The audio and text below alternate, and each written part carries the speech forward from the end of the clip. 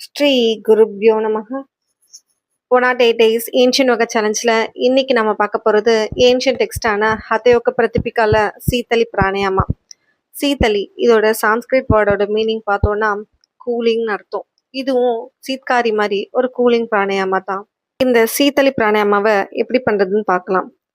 ஒரு கம்ஃபர்டபுள் பொசிஷனான பத்மாசனா இல்லைன்னா சுகாசனால உட்காந்துட்டு உங்களுடைய முதுகு தண்டை நேர வச்சிருக்கணும். உங்களுடைய நாக்கை வெளியில நீட்டி அதை ஒரு டியூப் போல மடிச்சிடணும்.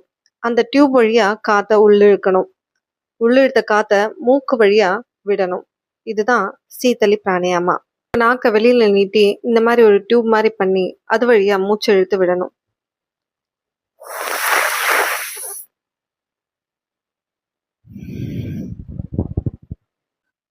உங்களுடைய நாக்கு வழியா ஒரு டியூப் மாதிரி இந்த காற்றை உறிஞ்சு உள்ள இழுக்கணும். உள்ள இழுத்த பிறகு நாக்கை உள்ள எடுத்துட்டு மூக்கு வழியா மூச்சை விடணும். இதுதான் சீத்தலி பிராணாயாமா.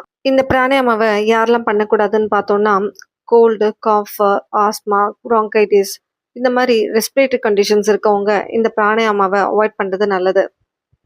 ஹதயோகா டெக்ஸ்ட்ல இந்த சீத்தலி பிராணாயாமாவை நம்ம கண்டினியூஸாக பண்ணிட்டு வரும்போது நம்மள பாம்பு கடிச்சாலும் நமக்கு அந்த விஷம் எதுவும் பண்ணாதுன்னு சொல்லியிருப்பாங்க. இந்த பிராணாயாமாவை இனிஷியலாக ஒரு 5 to 10 டைம்ஸ் பண்ணலாம். அட்வான்ஸ் ஸ்டேஜில் கும்பகா பண்ணி பண்ணலாம். அதாவது பிரெத்தை ஹோல்ட் பண்ணியும் இந்த பிராணாயாமாவை பண்ண முடியும். ஃபீவர், பைல் டிஸார்டர், அப்புறம் என்லார்ஜ் ஸ்ப்ளீன் அதாவது மண்ணீரல் வீக்கம் இருக்கவங்க இந்த பிராணாயாமாவை பண்ணலாம்.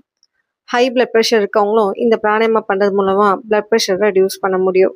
பசி, தாகம் இது எல்லாத்தையுமே இந்த பிராணாயாமா மூலமாகவும் கண்ட்ரோல் பண்ண முடியும். சீத்தலி பிராணாயாமாவும் வாய் வழியாக காற்று இருக்கிறதுனால நம்மளுக்கு பல்வலி, பல் கூச்சம் அந்த மாதிரி இஷ்யூஸ் இருக்கும்போது இந்த பிராணாயாமாவை அவாய்ட் பண்ணுறது ரொம்ப நல்லது.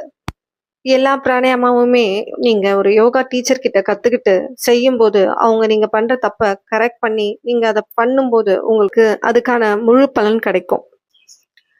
இந்த வீடியோ இன்ஃபர்மேட்டிவாக இருந்தால் லைக் பண்ணுங்கள். இந்த இன்ஃபர்மேஷனை ஸ்ப்ரெட் பண்ணணும்னு நினச்சிங்கன்னா ஷேர் பண்ணுங்கள். என் கூட ட்ராவல் பண்ணணும்னு நினச்சிங்கன்னா சப்ஸ்கிரைப் பண்ணுங்கள். த ரியல் ஏன்ஷியன் யோகாவை ஃபாலோ பண்ணுங்கள். அன்டில் தென் பவது சர்வமங்கலம். நன்றி, வணக்கம்.